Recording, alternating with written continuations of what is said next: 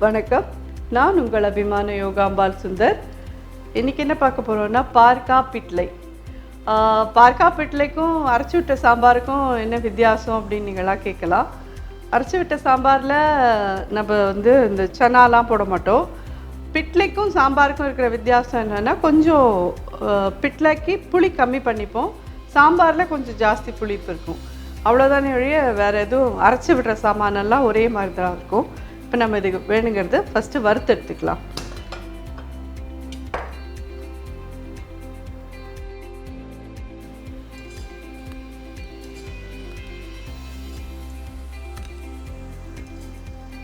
மூணு ஸ்பூன் கிட்டே தான் போட்டிருக்கேன். இது ஒரு 1.5 ஸ்பூன் கிட்டே போடணும்.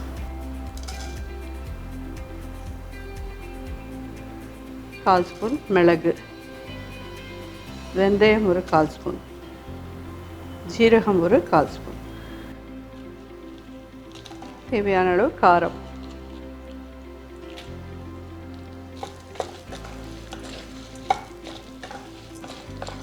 அதே மாதிரி எங்கிட்ட நிறைய பேர் இந்த மிளகாவத்தலோட காம்பை எடுத்துட்டு தான் அரைக்கணுமா இல்லை அப்படியே அரைக்கலாமா அப்படின்னு நிறைய பேர் கேட்டிருந்தா. அது எடுக்கணும்னு அவசியம் இல்லை, நீங்கள் அப்படியே இது பண்ணிக்கலாம். ஒரு பட்டாச்சு தேங்காய் ஒரு 2-3 ஸ்பூன் போட்டிருக்கேன். இதை அரைச்சி எடுத்துன்னு வந்துடலாம். ஆறுனப்புறம் மிக்சியில் கொஞ்சம் தண்ணி விட்டு அரைச்சிடுவோம் இதை. ஸோ இப்போது பார்க்கா பிட்லை பண்ண ஆரம்பிக்கலாம். முதல்ல கொஞ்சம் தண்ணி விட்டுண்டு பார்க்கா இது மாதிரி ரவுண்டாக மெல்லிசாக நறுக்கிக்கோங்க.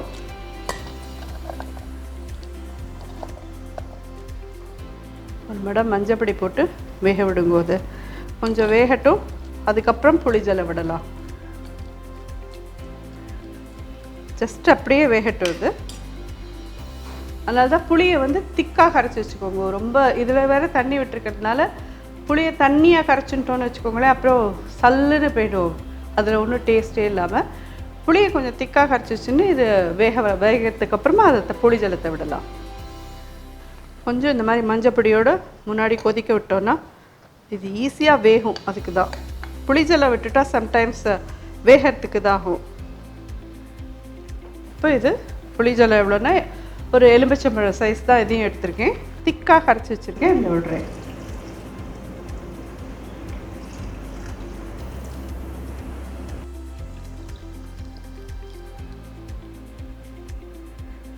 இப்போ இதில் பெருங்காயப்பொடி போடலாம்.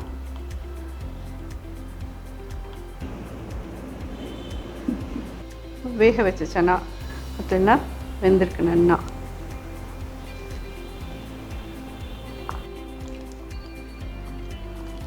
இது உங்கள் சௌகரியம், உங்களுக்கு எவ்வளோ தேவையோ அவ்வளோ போட்டுக்கோங்க.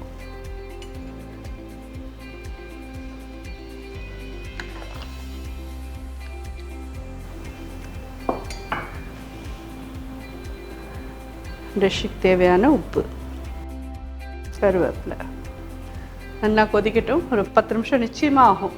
கொஞ்சம் நல்லா காயெல்லாம் வெந்ததுக்கு அப்புறமா அரைச்சி விட்டதையும் போட்டு பருப்பையும் போட்டால் பிட்லை ரெடி. எப்படின்னு பார்க்கலாம். ஒரு 10 மினிட்ஸ் கழிச்சு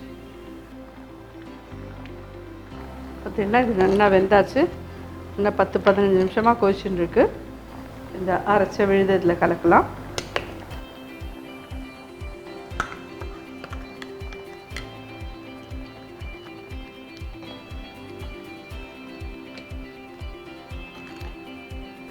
துவரம்பருப்பு ஒரு 2 கரண்டி போடலாம்.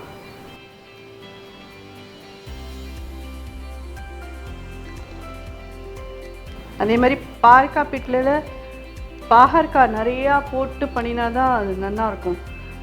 4 தான் பார்க்காயை போட்டுட்டு பாக்கி இந்த கொண்டக்கடலையை மட்டும் போட்டு பண்ணினோன்னா அது அவ்வளோ தூரம் இதுவாக இருக்காது.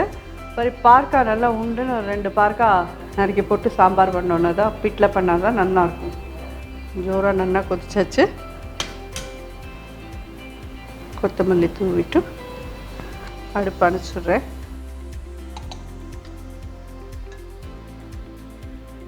நான் முன்னாடியே சொல்லியிருக்கேன், கல்ச்சட்டி இப்படி தான் இறக்கி ஆகணும்.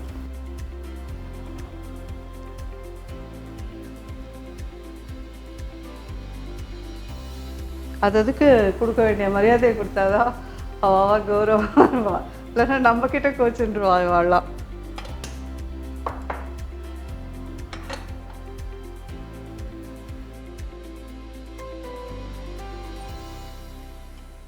இது மட்டும் ஏன் காம்பை கிள்ளிட்டு போடுறேன் அப்படின்னு கேட்டேன்னா, தாளித்து கொட்டுறச்சு இதோட எண்ணெயெல்லாம் உள்ளே போய்க்கும். நம்ம இதை சாம்பார்லேயோ குழம்புலையோ போடுறச்சு அதில் இருக்கிற காரம்லாம் நல்லா உள்ளே இறங்கிக்கும். அரைக்கரிச்சின்னா என்னையும் நம்ம வறுத்துட்டோம், அரைக்கரிச்சி அது சேர்ந்த மாதிரி இதாகிடும். அதனால் காம்பை அறுக்கிறதே கிள்ளணும்னு அவசியம் இல்லை, இந்த மாதிரி தாளித்து கொட்டுறதே கிள்ளிட்டு போட்டுருணும்.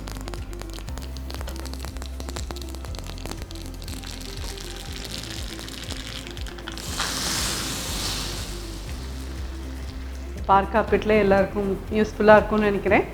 கண்டிப்பாக பண்ணி பார்த்துட்டு எப்படி இருந்தது அப்படி சொல்லி ஃபீட்பேக் கொடுங்க. நன்றி, வணக்கம்.